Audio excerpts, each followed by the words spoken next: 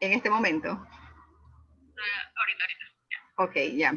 Hemos ingresado ahora sí con nuestra invitada de hoy y hemos tenido que reformular toda la acción técnica y en todo caso lo importante es que ya estamos aquí junto con nuestra querida amiga María Belén Moncayo, quien se encuentra en la ciudad de Nueva York. Y bueno, quiero hablar un poquito de ella antes de darle paso, saludarla y que nos salude a todos quienes estamos aquí conectados. Primero, pues con ella a través de Zoom y con ustedes a través de Facebook Live. Entonces, un poco para hablar de lo que ella hace y es algo, pues, por ejemplo, nos dice que no es ni de aquí ni de allá, como que nos recuerda a algo esa frase. Activista feminista, presidenta de la plataforma Malcriada Total Producciones, es directora del archivo AANME, escritora delirante, terapeuta transpersonal, que yo ya he estado también en sus terapias. Son muy buenas. Les gusta el color rojo, el helado de pistacho, detesta los vegetales. A ver, eso sí me vas a tener que comentar. Y adora la ropa. El algoritmo Oh My God, ¿será así? O OMG, dice que la aman por su carácter, pero que la odia por su belleza. Fuma asfalto y bebe lluvia. Bueno, con ella vamos a estar conversando sobre la pandemia nos iguala a todos, los efectos del COVID-19 en el tejido social neoyorquino. Y bueno, María Belén, muchísimas gracias por haber aceptado esta invitación, estar aquí con nosotros en Conversaciones Frente al Mar. Gracias al auspicio de la Isla de la Fruta, tenemos también esta transmisión. Y estamos en Salinas, Santa Elena, al pie del mar. No es por sacarte pica, pero es que estamos al pie del mar. Y bueno, un poco conocer, primero, cómo estás, cómo te has sentido todo este tiempo y saber qué ha pasado con María Belén en estos tiempos de pandemia. Buenas tardes a todos y a todas, a ti Olga. Muchísimas gracias por la invitación. Me siento absolutamente feliz de partir este espacio necesario y bonito con la gente que nos escucha en Guayaquil, en el Ecuador, en Latinoamérica, porque sé que tienes gente que te escucha en otros contextos que se habla español también. Gracias, de verdad. ¿Cómo me he sentido? Pues he pasado por varias etapas. ¿Por dónde quieres empezar? Eh, por aclarar por qué no me gustan los vegetales, porque Yo todo lo quería, sano es horrible, pues. Todo lo sano es horrible. Como los sanos son los hijos del patriarcado, los violadores son los sanos hijos del patriarcado. Entonces todo lo sano es horrible. A mí no me gusta lo sano. Tengo pesadillas con que los brócolis gigantes me siguen. Por eso no me gustan los vegetales. los brócolis y las Gracias, zanahorias querida. gigantes. Así nomás, echándole un poco de humor a esto para alivianar ese gigante peso social que hay detrás, ¿no? De la pandemia y de todo lo que está pasando en Nueva York, en el Ecuador, en Latinoamérica, en el mundo. He pasado por distintas etapas. Si es que lo que necesitas que te cuenta, quieres conversar conmigo, compartir a la gente que tiene la gentileza de escucharme, ¿cómo me he sentido? Empecé por tener, digamos que la primera semana, los primeros 10 días, sí me dio esto que se conoce y en inglés se llama el cabin fever, ¿no es cierto? Esta fiebre de la cabina, esta sensación de encierro, sí me dio eso. Es decir, tenía pesadillas fuertes, de sueños así muy angustiantes. Y claro, es que se deben al encierro, pero también a la capa de cosas que hay sobre la situación de pensar que a mí me puede dar COVID y lo que eso significa. Para contextualizarle un poco a la gente que nos escucha y no me conoce, yo soy una mujer emigrante de 52 años, mis hijos viven en el Ecuador con mi madre. En los Estados Unidos me he dedicado a hacer trabajos en la economía del cuidado y también soy profesora de español. Ahora doy clases online. Entonces, dentro de eso, de esas circunstancias, que a mí me llegue a dar COVID sin tener un seguro de salud, etcétera, pues me daba terror. Me da todavía terror, pues evidentemente, ¿no? Pero conforme fue pasando el tiempo, recurrí a herramientas como el yoga kundalini, que siempre he practicado, a meditar. Y no sé, es como que te surge de un centro sano o algo así. Ahí sí es sano el centro, ¿ves? ¿Ves cómo soy de contradictoria y horrible?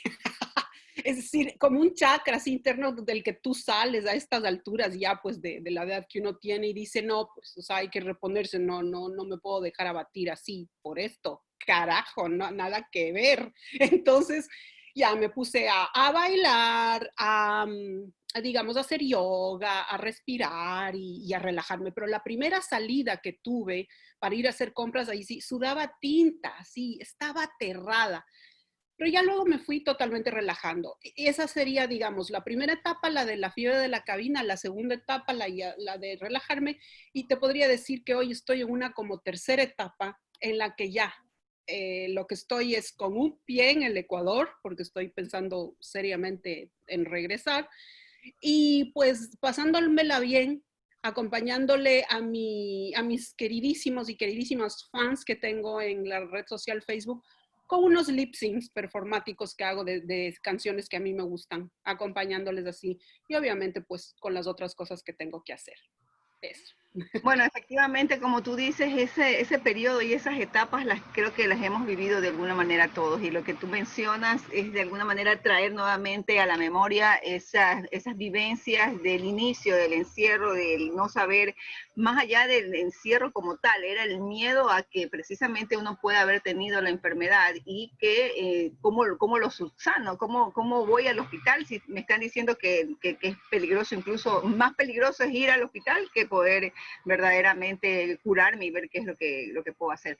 Pero claro, vivir en la ciudad de Nueva York es un sueño que mucha gente tiene, es un sueño que es el típico sueño americano, ¿verdad? Y sin embargo, en este momento es el sitio en el cual está concentrado todo el problema, digamos, el grueso de la cantidad de personas, por ejemplo, que han muerto. Estamos hablando de cerca de 116,000 muertos y ya cerca de 2,5 millones de personas con casos confirmados de coronavirus. ¿Qué ha pasado en el entorno de esta pandemia? ¿Cómo ves tú esto que nosotros a lo mejor a través de las noticias tenemos cierto tipo de referencias, pero ya estando y viviendo en el lugar, cómo se vive realmente esto y qué crees tú que durante este tiempo va a comenzar a darse? Porque esto no termina en el momento en que nos dicen ya todo está curado y ahora sí vamos afuera como que no ha pasado nada. O sea, no es como esas amistades que uno se ve a los largos años y ya es como que no ha pasado nada. No, no, no, no. ¿Qué es lo que tú cuáles son tus lecturas a partir de toda esta situación? Sí. A ver, primero un paréntesis previo. Eh, yo respeto mucho a la gente que piensa que venir a Nueva York es un sueño de cumplir el sueño americano, pero yo no creo en ese tipo de sueños. Es decir, no creo ni en el sueño americano, ni en el sueño ecuatoriano, ni en el sueño belga, ni en el sueño etíope. No, no creo en eso. Creo que las historias de cada uno responden al ejercicio de una identidad, ¿no es cierto? Y de lo que uno necesita hacer por las historias personales de cada uno.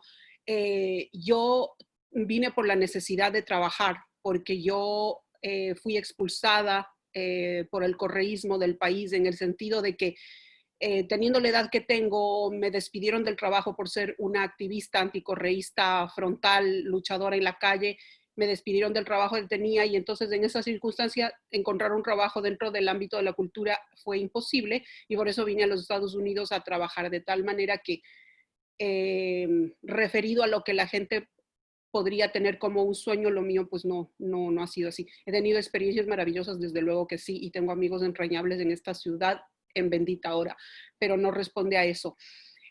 Para contestarte tu pregunta, lo que empezaría diciendo es que como toda circunstancia en la que están envueltos los seres humanos, la vivencia de la pandemia en Nueva York, evidentemente que pasa por los filtros de quién habla, quién la vive, dónde se vive, cómo se vive, ¿no es cierto? Es decir, por un filtro de raza, de género, ¿no?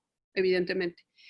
Entonces, Si hablamos de el grupo más reducido de la humanidad, como sabemos, pues una de las ciudades donde viven una buena cantidad de los billonarios del mundo es Nueva York, ¿no? ¿Ellos qué hicieron? Ellos rentaron casas en los Hamptons, ¿no es cierto? Esta gran isla lateral que está a un costado de Nueva York, ¿verdad? Arriba de Queens y Brooklyn. Entonces, ellos rentaron hasta que se acabe el verano, pensando en que esto se va a extender y, digamos, pues para estar protegidos, resguardados, etcétera, casas, por decirte, de 2, 3 millones de dólares por estos meses. Y ellos se han llevado en helicóptero de hasta la última papa frita y hasta la última Coca-Cola en vuelos de helicóptero que cuestan 600, 700 dólares cada uno, ¿no? Es eso lo que ha hecho este 0 algo por ciento de la población, la gente billonaria del mundo, ¿no? Versus el otro extremo, ¿no? De lo que sí he visto con mis ojos, de por ejemplo, en el edificio de al lado de donde yo estoy ahora, yo te estoy hablando desde una casa en el Soho, un departamento en el Soho, una zona muy exclusiva de Manhattan. Los dueños son mis empleadores quienes no están aquí, ¿sí? Yo estoy haciendo un house sitting, o sea, cuidando la casa de alguna manera, ese es mi trabajo por el momento. Entonces, en el portón del edificio de al lado, han vivido, bueno, en varios portones, no solamente en eso, han vivido en esta cuadra durante todos estos 80 y pico de días, han vivido varias personas sin hogar, una pareja o hombres solos, mujeres solas, ¿no? Y ellos han pasado por que los vecinos llaman para que se los lleven, han pasado por gente que les quiere agredir, porque se pelean entre ellos mismos, porque viven la abstinencia de que por el encierro, porque la gente no les puede dar monedas o algo, hay poca gente en la calle. La abstinencia, evidentemente, porque muchos son consumidores de sustancias estupefacientes y psicotrópicas, ¿no? Entonces, ese es el otro extremo. En la mitad de eso que está toda la gente de la gran tasa, ¿no es cierto?, de las cifras estadísticas de muerte de COVID, ¿no es cierto?, en Nueva York, que son, por ejemplo, los de migrantes, ¿no? Entre esos una gran cantidad de latinos, que son los trabajadores de primera línea, por un lado, es gente que trabaja en los hospitales o haciendo limpieza, que se ha contagiado o que por las circunstancias de hacinamiento en la que viven, el distanciamiento social para ellos es una abstracción completa, más aún el quedarse en casa, ¿no? El quedarse en casa, como ya sabemos de sobra, es un privilegio de clase. Entonces, para ellos es impensable. Como te comenté, cuando tú tuviste la gentileza de invitarme a esta linda conversación, yo previamente, más o menos cuando teníamos como un mes de pandemia, fui invitada por corredores migratorios a escribir un texto sobre la situación. Y es ahí cuando investigué desde otras voces de amigos activistas que tengo que siempre están en contacto con los emigrantes y que hacen un trabajo con ellos. Entonces, de las cosas más fuertes que pude tener como feedback dentro de esta investigación es esta amiga que me decía que hay un montón de esa gente migrante que dice, ni siquiera tengo tiempo de pensar en la pandemia, porque si yo me detengo a pensar, significa que no salgo a buscar cualquier medio de que me dé de comer hoy, ¿sí? Entonces, eso hay en el medio de estos helicópteros que van a los Hamptons, y la gente que está en la calle, ¿no? También están estos trabajadores de la primera línea que han salido y siguen saliendo, porque hasta ayer estuve viendo los noticieros de Democracy Now!, todavía están haciendo huelgas afuera de los hospitales porque no terminan de tener todos los insumos necesarios. Ya es menos de eso porque ante ciertas políticas de pugna de poderes entre los unos y los otros, ¿sí? Entre el gobernador, el alcalde versus Trump, etc. Finalmente han aprovisionado a Nueva York lo suficiente como para tener suficientes mascarillas, respiradores, camas, es decir, eso se multiplicó de manera exponencial muy fuertemente. En ese sentido, también los neoyorquinos han pasado por distintas etapas de que al principio eran renuentes a quedarse en la casa, a usar mascarilla.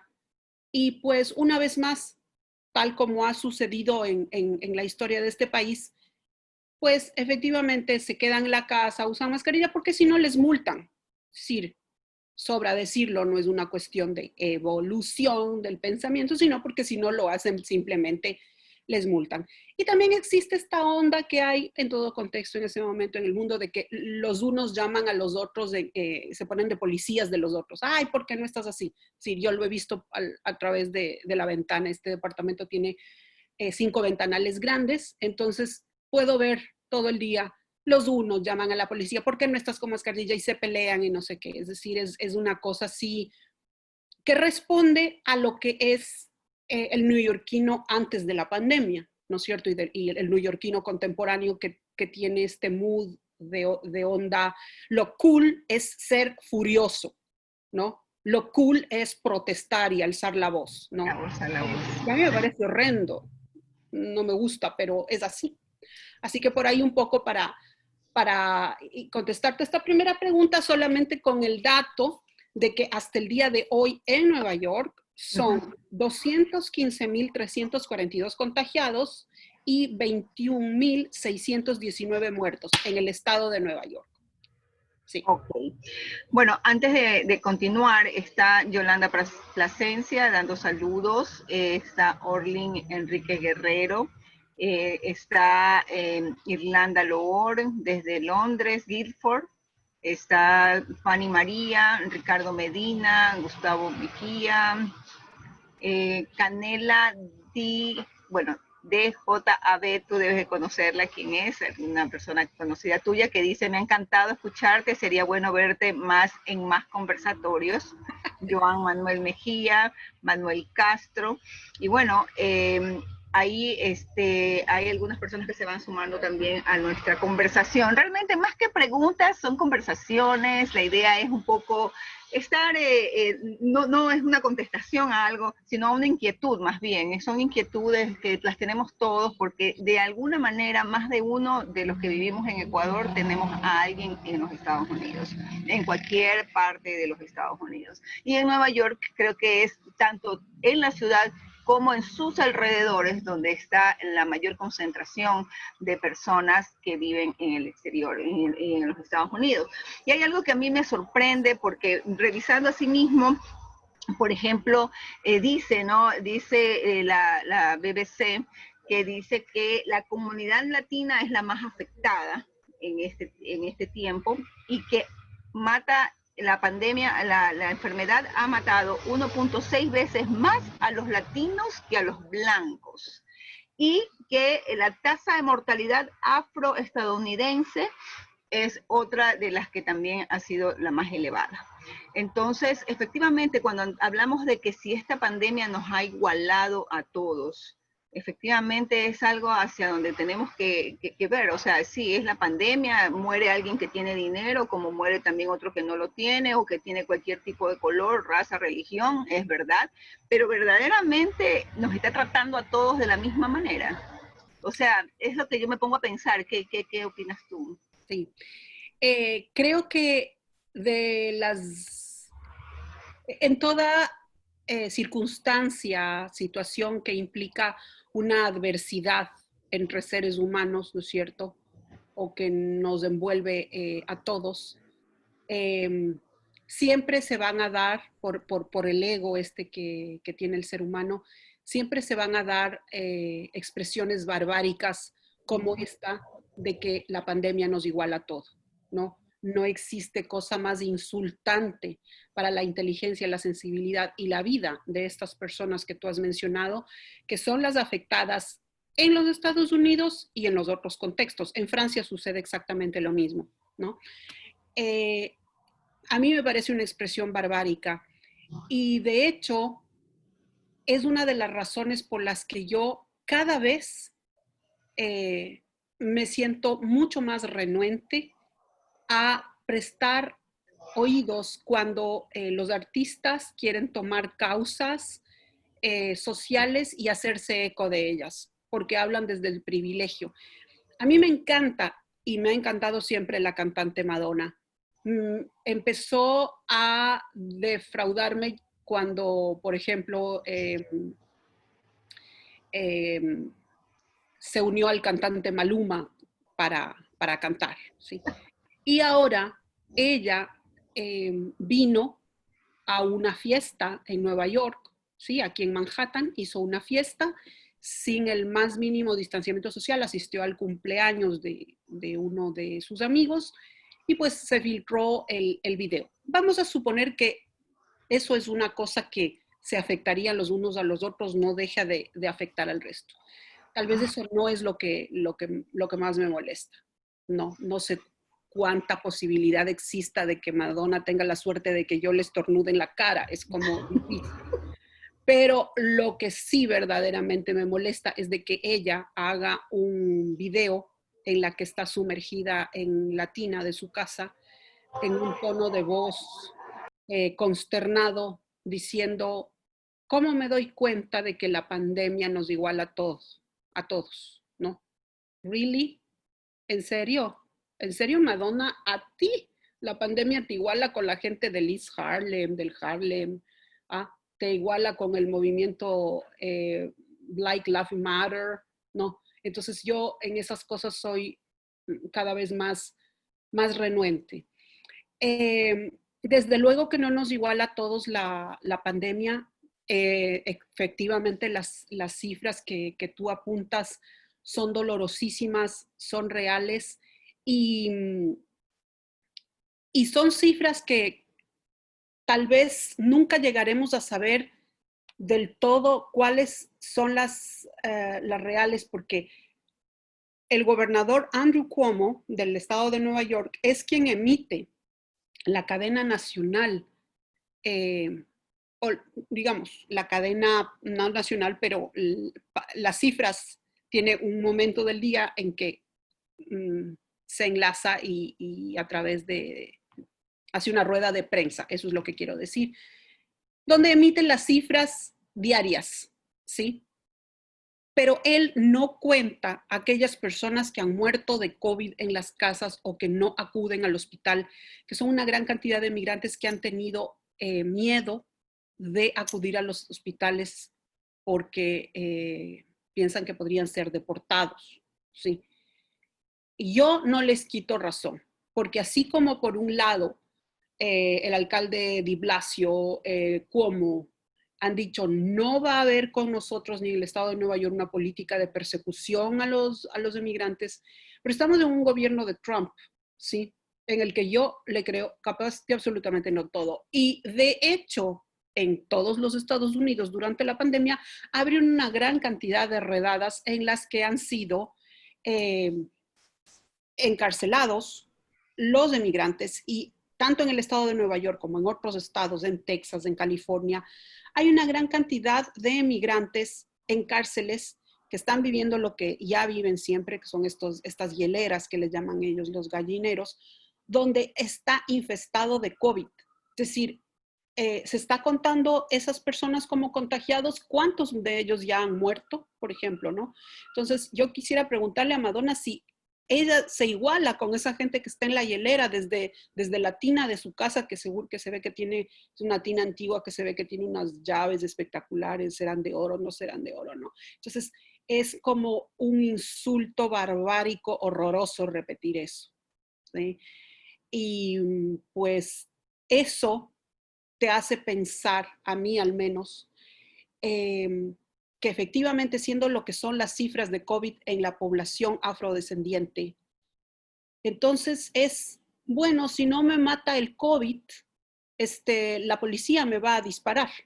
Así que salgo nomás a protestar porque no es George Floyd, son 300 años de barbarie, que también tal vez no es hoy el día en que vamos a ahondar sobre eso, no lo sé, pero sí he visto también con mis propios ojos en estos 3 años tanto la discriminación a los latinos como la discriminación a los afrodescendientes, absolutamente. Es decir, a todo lo que no es blanco, ¿no? Todo lo que no es blanco aquí es ese otro al que hay que racializar y marginalizar, obvio.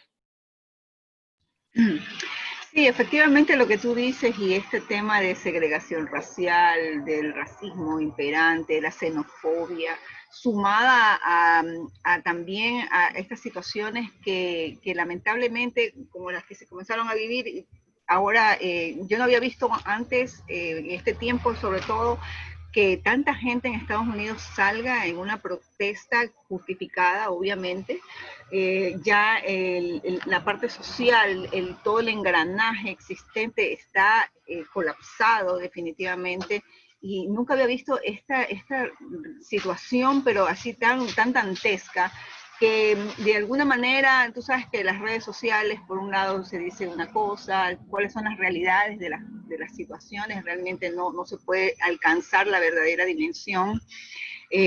Por un lado, las conversaciones son necesarias para poder ver qué es lo que está sucediendo desde lo que se está viviendo realmente, y otra cosa es lo que la información te va generando, esos estados de información que te llevan a no saber qué es lo que realmente sucede, ¿no? Y la muerte de este señor hizo que efectivamente estallara, haya un estallido social que solamente se había vivido meses antes, o sea, el año pasado, en el mes de octubre, noviembre, en algunas partes de Sudamérica, ¿verdad? Ecuador, Chile, Argentina. Entonces, ver esto que se remonta ahora hacia los Estados Unidos es bastante fuerte. Es justo, es necesario, es el cambio de lo que se requiere en este momento. ¿Cómo verdaderamente sopesa la pandemia versus esta situación que viene siendo ya lacerante por muchos años, ¿no? Es el hecho de que la parte humana, efectivamente, cómo la empezamos ya, se dice que esto tiene que cambiarnos, que esto tiene que llevarnos a un nuevo orden de cosas, es orden de cosas social, económica, ¿de qué estamos hablando? ¿Qué es lo que cómo miras tú toda esta situación que, claro, en Estados Unidos se da pues ya la parte fuerte de todo esto, pero eso no quiere decir que en Ecuador y en otras partes de nuestros territorios también se esté generando. De hecho, tendré pues, la próxima cita pues con una amiga muy querida afroecuatoriana, con quien también estaremos analizando un poco eso, pero me pone a pensar, ¿no? ¿Qué tanto verdaderamente estaríamos con esta pandemia aprendiendo? O sea, ¿se trata de un aprendizaje? ¿Se trata de qué? O sea, ¿cómo lo miras tú? Uh-huh. Sobre lo que tiene que ver con el movimiento Las Vidas Negras Importan, tal como lo vengo diciendo en la red social desde que estalló lo que está pasando ahora a partir de la muerte de George Floyd, yo solamente me estoy haciendo eco de cosas que los afrodescendientes producen, de sus noticias, o de salir a hacer reportajes gráficos con videos o fotografías y solamente exhibiendo eso sin dar mayor opinión. Porque si algo están pidiendo a gritos los afrodescendientes es que el mestizo, el blanco, se calle y escuche. Por eso me encanta que vayas a tener en un próximo programa a una persona afrodescendiente para que diga lo que necesita decir. Y en esta conversación contigo no es la excepción. Es decir, yo no quiero ahondar demasiado porque no es mi realidad. Sin embargo, que me duele cada célula y me duele hasta el pelo de lo que está pasando, desde luego, porque es escalofriante pensar que la primera causa de muerte en los hombres afrodescendientes en Estados Unidos es que la policía les dispare y les mate. Esa es la primera causa de muerte. Eso es barbárico, ¿sí? Entonces, cuando tú me preguntas si sopesando la pandemia y sopesando el estallido social que viene gestándose desde el 2019 en el mundo, vamos hacia un cambio, yo en la edad que tengo, en la experiencia de mi vida, lo que creo es que va a pasar lo siguiente.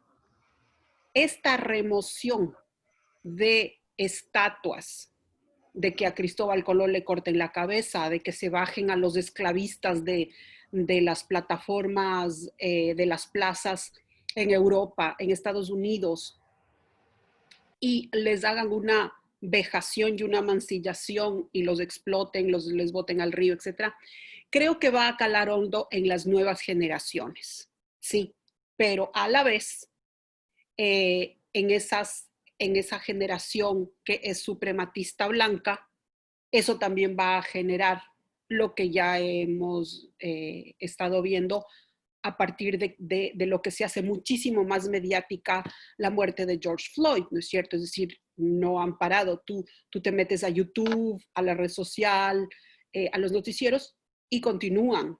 Es decir, es esta supremacía blanca, ¿no? Entonces creo que esas pugnas van a continuar, pero a nivel de la representación simbólica, que por ende te crea un imaginario y te hace accionar, sí va a haber un cambio. Es decir, los hijos de esta generación ya van a nacer, o sea, los hijos de esa gente que está marchando en las calles en los Estados Unidos, en Nueva York. En esa generación va a haber un cambio. Pero a nivel general, ¿sí? Yo solamente creo que va a haber un cambio a partir de la pandemia, porque realmente lo que es el Black Lives Matter es algo que le importa, le afecta, lucha, se involucra una mínima parte de la población, ¿sí? No es lo mismo verlo desde Latinoamérica que estar aquí en Nueva York y escuchar en la esquina que no sabes en qué momento tal vez vayan a venir y vayan a romper los vidrios o algo así, ¿sí? Lo digo en un sentido realista, ¿no? Entonces, ¿yo qué creo que va a pasar con esa gente? Como lo dije en algún momento, creo que es ingenuo pensar que la pandemia nos va a cambiar y que al final de cuando ya los semáforos se pongan en verde, todos vamos a salir pues renovadísimos y buenos y maravillosos, ¿no? Eso creo que es absolutamente ingenuo y también barbárico, porque es un pensamiento blanqueador, que es igualito que decir la pandemia nos iguala a todos, decir, ay, todos vamos a ser buenos. No, no, en absoluto. Por el contrario, yo creo que el mundo va a seguir siendo machista, racista, fóbico, se van a seguir produciendo esta cantidad de contenidos de la academia que son eufemistas, egocéntricos, inútiles, se va a seguir tutelando el cuerpo y la vida de las mujeres para que sigan pariendo mano de obra barata y que eso pues ayude a la acumulación del capital y que por ende estos que están ahora en los Hamptons sigan, recuperen la plata para los tabacos que han perdido por la pandemia, si es que llegaron a perder, ¿no es cierto? Entonces creo que el mundo va a ser igual, pero por un año más con mascarilla. Ese es el único cambio que va a haber, ¿no? El mínimo cambio que creo que puede haber es en aquella gente que antes de la pandemia ya venía en su vida gestando un cambio interior profundo de decir, el mundo apesta y hay que cambiar todo, absolutamente todo. y desde una política del cuerpo, no desde la cabeza, no desde pensar, sino decir, a ver, ¿qué es esto? ¿No? Y con eso me refiero a un mundo feminista, un gobierno plurinacional, ¿no? A esos cambios me refiero. Pero si hablamos de que el mundo es hegemónico, racional, blanco, joven, en general, entonces va a seguir siendo así, pero con mascarilla, nada más.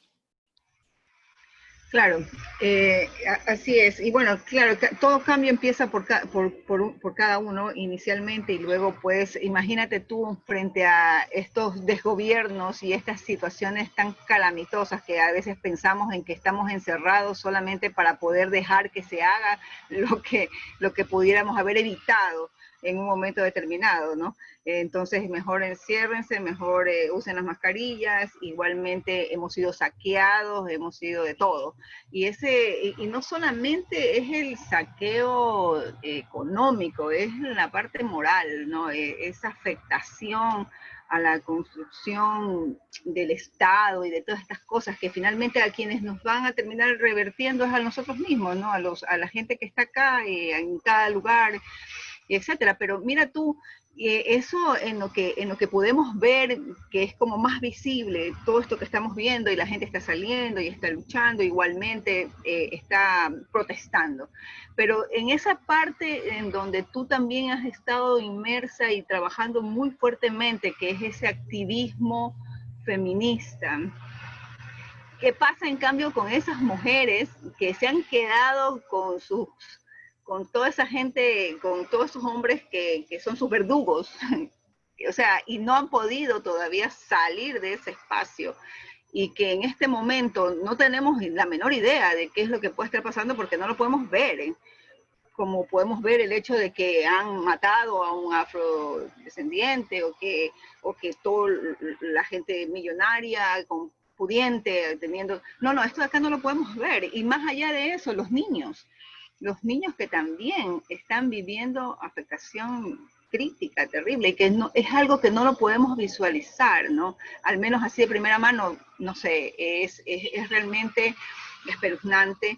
He visto en redes sociales algunas campañas que han iniciado para poder revelarse ante esa situación, buscar ayuda, pero, pero eso, ¿tú crees que esa lucha activista que ustedes han tenido, que de alguna manera nos hemos sumado de alguna forma, al menos repudiando toda esta situación, ¿tú crees que ha parado, que está estática, que está en ascenso? ¿Cómo ves también eso? ¿Qué información te ha llegado al respecto, no?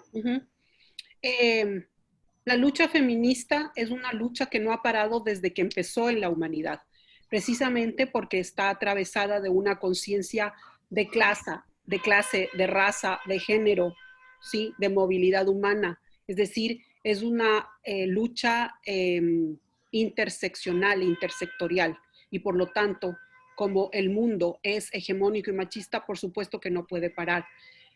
Entonces, nuevamente en esta conversación topamos este otro tema que es también barbárico, que es la violencia hacia las mujeres y los niños y las niñas en el encierro de la pandemia.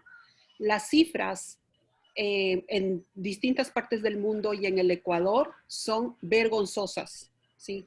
Escalofriantes, tal como tú lo dices. Se cuentan por cientos las llamadas diarias al número de emergencias, ¿sí? Y ya se cuentan varias mujeres que han sido muertas, niñas que han sido asesinadas, ¿sí? Entonces, el infanticidio, el femicidio sigue perpetrándose, porque evidentemente el agresor, al agresor le queda mucho más fácil aprovecharse de la vulnerabilidad de esa mujer que cuando no está en la pandemia, él o ella o los dos salen a trabajar y los niños se van a la escuela. Pero cuando todos están encerrados en la casa, entonces la violencia intrafamiliar se ha potencializado muchísimo más. Y cuando tú dices, no lo podemos ver, ¿no? Viene esa otra parte que es la cómplice de la invisibilidad, que son los medios de comunicación.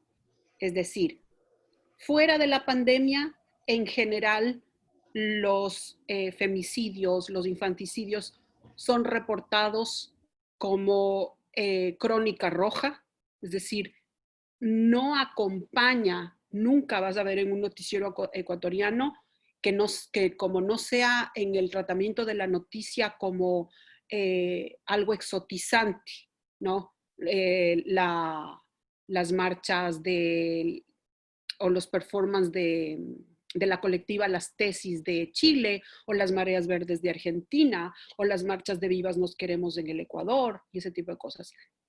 A veces en los canales de televisión masivo las reportan, sí, a veces. Pero tanto como si dan las noticias sobre los asaltos a los bancos y ese tipo de cosas, también pues en la misma crónica roja está, y es hace muy poco que están utilizando el término femicidio y hace muy poco que han dejado de decir crimen de pasión, ¿no? O crimen pasional. Hace muy poco que han dejado de decir eso, pero todavía escuchas cosas como eh, la modelo, ¿no? Si es que la que murió era modelo, entonces es la modelo. Ese tipo de cosas todavía escuchas. La joven venezolana, sí. Entonces, en este momento de la pandemia hay una completa invisibilidad precisamente por lo que tú apuntaste al inicio de lo que decías, que hay un desgobierno total en el Ecuador. Entonces, la política pública está apuntada en este momento únicamente a que estemos focalizados en lo que es contar los muertos, contar los contagiados, ser los unos policías de los otros porque no estamos con mascarilla, caerle a toletazos a todas las personas que salen a hacer sus ventas en la calle porque son unas inconscientes, ¿no es cierto? Y eso es lo que reportan los que se han vuelto los recaderos del gobierno, que son los medios de comunicación social masivos del Ecuador, especialmente Teleamazonas. Entonces, yo ayer, por ejemplo, vi dos noticieros, uno de Ecuavisa y uno de Teleamazonas. Sí, en ninguno de los dos, en ningún momento se reportaba lo que está pasando, lo que acaba de pasar, por ejemplo, con esta chiquita de 10 años afrodescendiente Yuri Orobio, cuyo padre la mutiló, la torturó y la botó en el Guasmo, ¿no es cierto? En ningún noticiero se habla de eso, ¿sí? Y durante la pandemia he visto algunos noticieros, no los veo todos los días por una cuestión de salud emocional, ¿sí? Porque realmente es desgastante. Entonces, como hay un desgobierno y no hay una política pública sobre la prevención de la violencia intrafamiliar, con pandemia o sin pandemia, sobre la protección a los niños, entonces, claro, los medios como son los voceros, no les reportan esas noticias y no tienen, digamos, el deseo ni la necesidad de investigar o reportarlo, porque están pensando en los millones que se han robado, en hacer una telenovela de lo de la caída de la avioneta y ese tipo de cosas, ¿no? Tienen otros espacios, ¿no es cierto?, en las que se hacen reportajes más completos y tal, pero tienen muchísimas contradicciones de estos canales. Entonces, ahí viene la respuesta feminista de estar en medios alternativos, ¿no es cierto?, en radios que hacen coberturas de radios comunitarias o simplemente espacios que salen a la calle y hacen videos, ¿no? Entonces, ¿dónde están las feministas? Están siendo perseguidas, por ejemplo, Antifa, en franca persecución y amenazas, ¿no es cierto? O están luchando en la calle junto a los sindicatos, ¿no es cierto?, por la por todo lo que está pasando últimamente en el Ecuador, que es esta cuestión de querer quitar el presupuesto a las universidades, ¿no? Y tantas otras cosas que tienen que ver con la afectación de los derechos, de la vida, con el acceso a una vida digna. Entonces, ahí estamos siempre. Y en Nueva York no es distinto.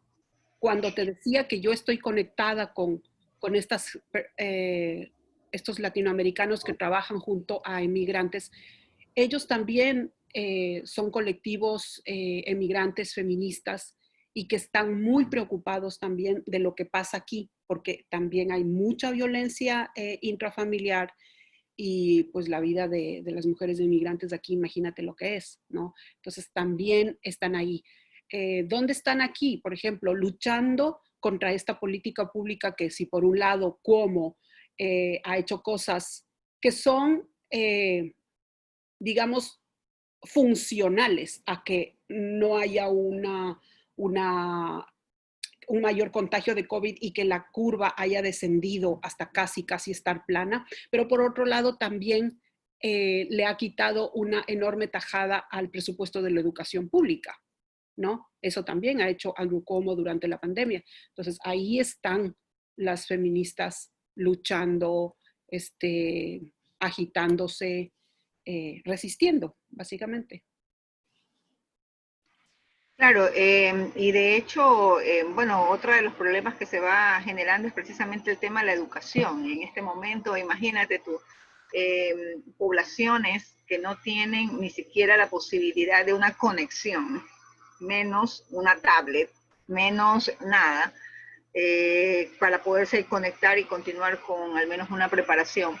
De eso más el incremento de la parte de los servicios básicos, porque acá al menos un disparo y al aire todo está colapsado. Como comentábamos también en algún momento en nuestras conversaciones previas, el hecho de que todo se ha empezado a tener un valor mucho más de lo que antes conocíamos, pues si algo costaba $20, ahora te cuesta 40, 80. Está también eso de alguna manera empezando a darse, a ser un problema para las economías de todas las personas, más aún cuando tener que luchar con la pandemia, tener que, y la salud y ver de qué manera nosotros podemos protegernos para que no caigamos en este problema. Y eso sumado al hecho de que también en su momento, pues por la situación que se generó, empezaban a darse, a incrementarse los costos, o sea, pasa en todas partes, ¿verdad? Aquí qué sé yo, un jengibre que tú lo comprabas en 70 centavos y de repente en medio de la pandemia costaba $6, porque te lo vendían por pedacito, pues, ¿no? Entonces, en Nueva York ahí comienza también a darse este movimiento de salir de la gran ciudad. Como he escuchado en Guayaquil, la gente se quiere ir de Guayaquil, quiere irse al campo, quiere irse a la playa, quiere realmente ver una mejor forma de vida. ¿Qué crees tú que va a comenzar a pasar en esa ciudad? ¿Qué crees tú que va a empezar a pasar en esos espacios, en esta gran ciudad que para vivir es carísima y que para hacer turismo, pues en el momento, a estas alturas estamos como que todavía en ver cuándo va a despegar la parte turística, ¿no? Salir y te escuchaba como que vas a regresar, como que estás pensándolo. ¿Crees que ese es el sentir también de mucha gente que en este momento se encuentra allá? Sí, a ver, voy a comentarte empezando por lo que dices de esta cuestión de que por el aislamiento las oportunidades no son las mismas para la gente que, por ejemplo, no tiene internet, no tiene una tablet, no tiene una computadora, ¿no es cierto? Entonces, en ese sentido, es ahí cuando se ven las falencias en las políticas públicas, porque esto debió haber estado cubierto antes, no pensando en que vamos a vivir una pandemia, sino porque la educación pública tiene que ser diferente, ¿sí? Y ahí hago un paréntesis para destacar nuevamente un pensamiento que a mí me parece otra vez un insulto y barbárico, que es este de resaltar como héroes a los maestros, por ejemplo, que van caminando kilómetros de kilómetros para encontrar en un recinto rural a sus alumnos, ¿no? Es decir, eso no es un heroísmo, eso como que los repartidores salgan en sus motos a dejar los pedidos, aunque sea enyesados la pierna, y que se los exhibe en las redes sociales como héroes porque todo sea por llevar el pan a la casa, sí, nuevamente es un insulto gigante a la dignidad de la humanidad, porque tienen que hacer eso, ¿sí? Porque si no, otro sería el cantar de su permanencia laboral, pues, ¿no? Entonces, es una inconsciencia social insultante y afrentosa el decir que heroísmo, ¿no? Es lo que se llama el racismo blando, el blancamiento social que yo detesto. Entonces, eso para contestarte la primera cosa. La segunda es que eh, no es que va a empezar Nueva York a cambiar y a emigrar y a mudarse, sino que ya viene desde casi el primer mes de la pandemia, hay una emigración de la ciudad bastante grande. Y te lo digo de lo que conozco de los siguientes testimonios. Tuve que tomar un Uber para desplazarme desde donde vivo hacia una oficina de correos y el conductor era un argentino y me dijo que él está dedicado a ir a estos lugares que se publicitan donde están vendiendo homenajes de casa. Entonces, que los venden extremadamente baratos. Entonces, lo que él hace es recogerlos y venderlos en una plataforma de ventas y los vende en 3, 4 veces más, ¿no?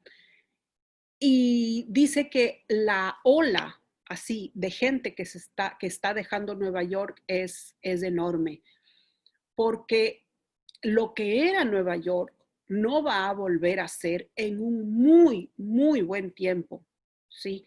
Eso cuando solo estábamos en la pandemia. ¿Qué decirte de luego que ha venido las manifestaciones de Black Lives Matter cuando en la vida han pasado muchísimos años para que, por ejemplo, la Casa Blanca apague las luces, ¿no?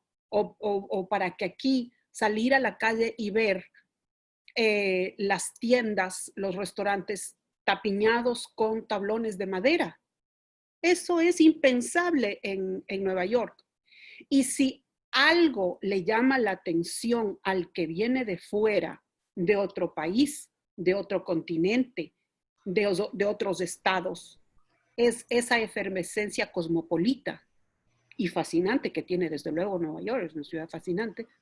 Entonces eso ya no va a volver a ser así en mucho tiempo, sumado al hecho de que desde luego cuánta gente ha perdido el trabajo, millones, y que si antes de la pandemia esta ciudad era cara, hoy es completamente invivible. Y es una de las razones por las que efectivamente pues hay una muy grande posibilidad de que yo me regrese al Ecuador. Entonces, como todo lo que es de primera necesidad y de alimentos y eso ha seguido abierto, hay una alza en los precios en todo tipo de tiendas. Es decir, en las tiendas que eran baratas, ahora son mucho más caras y las que ya eran caras, no. Las que ya eran caras es así, para hacer las compras dejas del ojo y la otra vez dejas del riñón, o sea, es un asalto. Es terrible, pero hay todo. Es decir, si me dices, hay escasez, no, hay todo. Lo que hay escasez, no quiero decir tal vez escasez, sino que no les llega a dar el viento, creo. Es de los productos de limpieza, por la obviedad, ¿no? Oh, yeah. Entonces vas a la percha de los productos de limpieza y no necesariamente hay todo. Hay ¿no? todo. Pero porque creo que es que no les da ni el viento. Porque de ahí, si tú dices, vas al supermercado y hay todo, hay absolutamente todo. Y todos los días veo por la ventana que llega los carros de FedEx o del UPS con todas las cosas que la gente sigue comprando vía online. Obviamente, obviamente. Es por eso, por ejemplo, que uno de los grupos sociales que quiso ponerse en huelga durante la pandemia y en algunos estados sí lo hizo, es Amazon y es su nuevo hijo que es Whole Food Markets. Tú sabes que Amazon compró Whole Food Markets. Entonces, ellos se pusieron en huelga porque querían, exigen mejores condiciones de trabajo, ¿no? Entonces, todo esto continúa. Entonces, ¿cómo perdieron el trabajo? Y aquí los arriendos son muy caros, la ciudad es cara y ahora es mucho más cara, entonces están emigrando así en grandes oleadas. Yo he visto desde mi ventana, en lo que van de los 80 y pico de días, al menos unas 6 mudanzas de gente que se va, no que están llegando, sino de gente que se va. Solo en la cuadra, imagínate, solo lo que puedo ver por estos 5 ventanales. En 80 días he visto como 6 mudanzas. Y cuando he salido, salgo a caminar, obviamente, a tomar el aire, veo los camiones de mudanzas así, mmm, por aquí, por allá, ¿no? El paréntesis cómico, lo horroroso de ver esos camiones es que se llama la fábrica, la empresa se llama Baldor y me recuerda al álgebra de Baldor, entonces digo, no, no, sí, entonces,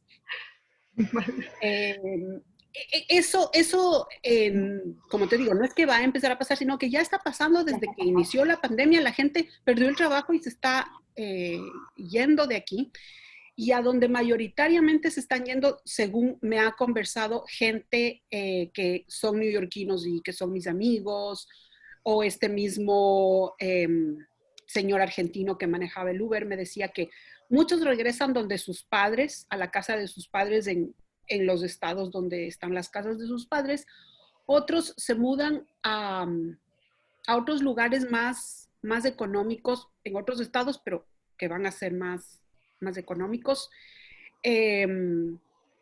Y seguramente muchísimos se regresan a sus países de origen. En cuanto a lo que sé del Ecuador, ¿no? He visto, o sea, si tú entras, por ejemplo, en la página, en la fanpage de Facebook del Consulado del Ecuador en Nueva York, hay toda una índole de comentarios y de quejas, ¿no? Yo, por ejemplo, para poder renovar el pasaporte, recién el martes de la semana pasada, es decir, recién hace 8 días, pude renovar el pasaporte después de estar todo el tiempo, desde el inicio de la pandemia, tratando de renovarlo porque estaba cerrado el consulado, es decir, y porque no había opciones, y bueno, y un día crucis de llamar al teléfono, de correos, no sé qué. Hay muchas cosas que componer en ese sentido. No quiero ahorita aburrirle a la gente con todas las cuestiones de la política pública de movilidad humana que tienen que ver con el repatriarse. ¿Sí? Hay muchísimas cosas que componer en ese sentido, que cambiar y que escuchar más a la gente que somos emigrantes y que tenemos necesidades, muchas cosas que cambiar.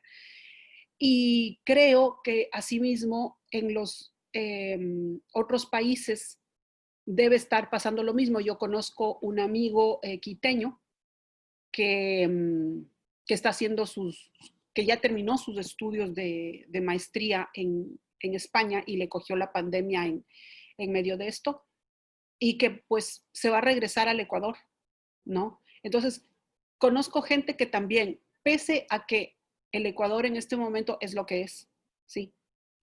Igual, quedarse en contextos como Madrid o como Nueva York es impensable. O sea, es muy, muy difícil, ¿sí? También tengo el testimonio de amigas neoyorquinas que son, o sea, por mi actividad del archivo ACME que tú mencionaste en el principio, que es el archivo dedicado a la recopilación de videoarte y cine experimental, tengo amistad con gente que se dedica a eso, que son realizadoras o que son archivistas o que son restauradores, ¿no es cierto?, de cine. Y que, gente que ha vivido en Nueva York toda la vida o que son neoyorquinos y que tienen carreras extraordinarias y todo, ellos mismos tienen así como una incertidumbre de qué va a pasar. Les han suspendido ser jurados en varios festivales de aquí y del mundo, les han suspendido contratos que ya tenían en grandes museos como el MoMA y ese tipo de cosas. Es decir, hay una incertidumbre. Y, y esta forma que tenía Nueva York de ser esta vida al aire libre, esta cantidad de conciertos, de estos museos, toda esta vida cosmopolita de lo que es Nueva York, eso demorará mucho tiempo en volver a hacer lo mismo, ¿no? Y es por eso que ahí le está dando, pero fuertemente, esta idea de otra barbarie, esta idea perversa del nuevo orden mundial, esta cosa que tiene el Bill Gates en la cabeza de que todos estemos así en la burbuja y nos volvamos más ciberhumanos y vivamos a través de la pantalla. O Amazon ya está vendiendo estas burbujas de plástico en las que nos quieren meter como al John Travolta en la película El niño de la burbuja de plástico. Son todas esas cosas que a mí me parece, pero ya la apología de la barbarie. Eso, querida. Sí, antes de continuar, bueno, Alberto Pareja nos está saludando desde acá de Santa Elena. Hola a todos los que están saludando y están ahí. Gracias por escuchar, qué bonitos. Canela es Karina, dice Karina desde Ecuador. Saludos a Malcriadita Producciones. Le mando un beso grande. Y bueno, Alberto dice, ¿gente que se está quedando sin trabajo o son despojados quizás? Porque se están regresando, debe ser dentro de la conversación que hemos tenido. Él pregunta, ¿no? ¿Qué será? ¿Que se han quedado sin trabajo o los están sacando, despojando de esos espacios? ¿Qué es lo que estaría pasando? Pero bueno, son inquietudes que tienen en torno a este movimiento existente, ¿no? En algunos casos será que se están moviendo porque precisamente ven más seguridad en otros espacios o sus propios lugares de origen, ¿no? Entonces dicen, bueno, me voy y espero a ver qué pasa. Precisamente mucha gente llegando a trabajar, a estudiar a Nueva York, me imagino pasará de alguna manera. Ahora, pero como en toda tragedia hay un aprendizaje, no digamos que nos va a cambiar, no digamos que esto tiene un tipo bueno, va a tener un tipo de connotación en la cual desde cada uno de nosotros, y como tú dices, para no como ponernos en el plano únicamente doloroso, que de por sí lo es, o sea, no es que querramos ser dolientes, lo es un tema que verdaderamente ha impactado a todos, tanto a todo el mundo, y que a veces uno dice, cuando alguien en algún momento decíamos, no, y es que eso le pasa a todo el mundo, entonces como que mal de muchos, consuelo de tontos, decía, ¿no? En algún momento, pero es que esto sí es real, o sea, esto sí es a todo el mundo, aunque no es en la misma dimensión, y en eso es que escuchaba, que estamos en una tormenta todos, pero no todos estamos en el mismo barco, definitivamente. Cada uno tiene su propio bregar dentro de esta circunstancia.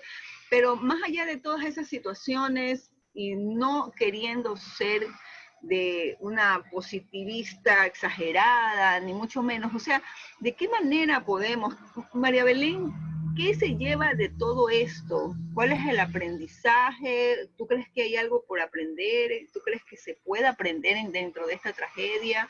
¿Qué se lleva, María Belén, de todo esto que estamos viviendo? A ver, en primer lugar, contestémosle la pregunta a la persona que preguntaba si es que son despojados o si se han quedado sin trabajo. Es decir, se han quedado sin trabajo y entonces hay un despojo humano, es decir, esta cosa de que muchas de las grandes corporativas han echado masivamente a los trabajadores. Entonces, muchos de ellos no les queda otra opción que regresar a sus países de origen, porque si si fuera de la pandemia es difícil tener un trabajo en Nueva York, no es tan fácil, ¿no? mucho más ahora que todo está parado. Entonces, los restaurantes están cerrados, la construcción está cerrada, es decir, esta gran cantidad de fuentes de empleo, ¿no? Están paradas. Entonces, si tú no tienes, si esta gente siempre ha vivido al día, ¿sí? Entonces, si no tienes este insumo, ¿con qué vas a pagar el arriendo? Aquí las rentas no están congeladas. Hay una sola ciudad de todos los Estados Unidos, no un estado, una sola ciudad que ha suprimido el pago de la renta. Hay estas probabilidades de hacer negociaciones con los dueños de las casas para que congelen la hipoteca, etcétera, pero de que vas a tener que pagar la renta en algún momento vas a tener que pagar. Entonces, estas personas emigrantes que pagan o un pequeñito departamento o una habitación, ¿de dónde van a pagar? Entonces, ¿y de dónde van a tener trabajo si no hay fuentes de empleo? Entonces, sí es como que la circunstancia te despoja, te expulsa, ¿sí? Hacia el retorno. Eso en primer lugar. En segundo lugar, ¿qué me queda? ¿Qué aprendizaje? Primero, un aprendizaje diario y que se divide como en estas tres etapas de la vivencia personal que te he dicho, ¿no? Y después, como el gran aprendizaje es subrayar, ¿no? En que todo lo que se caminó desde la resistencia, ¿sí? Ese es el camino. Es decir, el aprendizaje es un recordar que la resistencia, el feminismo, la lucha social, ese es el camino. Es por ahí donde va la cosa, y porque es la única manera en que históricamente se han conseguido los cambios trascendentales hacia la vida digna, ¿sí? Entonces es nuevamente darme cuenta que es por ahí. Si antes de que se muera, de que le asesinen a George Floyd, me venía asentando cada vez más en eso, viendo todo lo que pasa a mi alrededor con la pandemia en esta ciudad, a partir de que las vidas negras importan, están haciendo lo que hacen en los Estados Unidos y en Nueva York, pues el aprendizaje es que no me cabe la menor duda, ¿no? De que es por ahí. Y de que tengo una infinita gana de regresar a seguir luchando por el Ecuador. Porque en el Ecuador hay tanto que hacer, y yo quiero seguir luchando con mis compañeras feministas y seguir aprendiendo de ellas. Ese es el gran aprendizaje que me queda de esto. Bueno, María Belén. Lo malcriada, eso. Malcriadas siempre, silenciadas nunca, eso. De acuerdo que sí. Y realmente sí, es una lucha en la que, bueno, por convicción hay que unirse cada uno de sus espacios, cada uno de nosotros somos conscientes de qué es lo que queremos y de qué manera queremos que también esta sociedad, la gente empiece pues a tener en general, tengamos todos una vida digna, una vida que verdaderamente sea que no vamos a aspirar el paraíso, y ojalá, porque igual yo siempre pienso que cada uno de nosotros hace su propio paraíso o su propio infierno.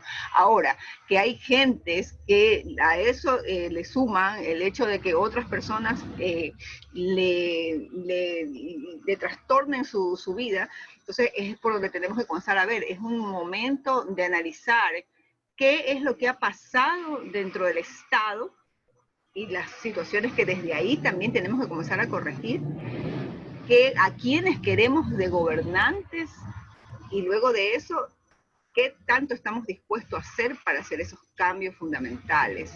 Entonces, como tú dices, aquí en Ecuador hay muchísimas cosas también por hacer. Personas valiosas como tú tienen que estar aquí también ayudándonos a que hagamos las cosas que Gracias, Olga. Nos impulse y todo esto que es importante sentirse acompañado. y bueno, ir avanzando. Primero, en mi caso, pues agradecer a Dios que estamos ahora aquí con vida y ya es ser preciso para algo que tengamos que nosotros también impulsar. En mi caso, pues tú sabrás que yo tengo allá a mis hijos, tengo ahora a mi nieta, y que al menos quiero volver a verlos, y sea que tenga que ir, sea que tengan que venir, y eso es lo que importa, ¿no? No se sabe qué es lo que va a deparar el destino, pero ciertamente en nuestras manos está gran parte de esa decisión, ¿verdad? De hacer. Yo te quiero agradecer enormemente el hecho de que hayas aceptado conversar conmigo, y sobre todo que también nuestros amigos que siempre nos acompañan en Conversaciones Frente al Mar, que precisamente con esta conversación cumplimos el primer mes de transmisiones, cosa que no lo había pensado jamás. La tecnología tuvo que entrar. Y aunque hoy día precisamente ha sido bastante entre chistoso y qué sé yo, porque la primera transmisión que hicimos no la pude hacer. Hubo que grabarla, subirla y después proyectarla, porque no pudimos salir la primera. Y ahora pues pasó esto, ¿no? El tema de la configuración, qué sé yo.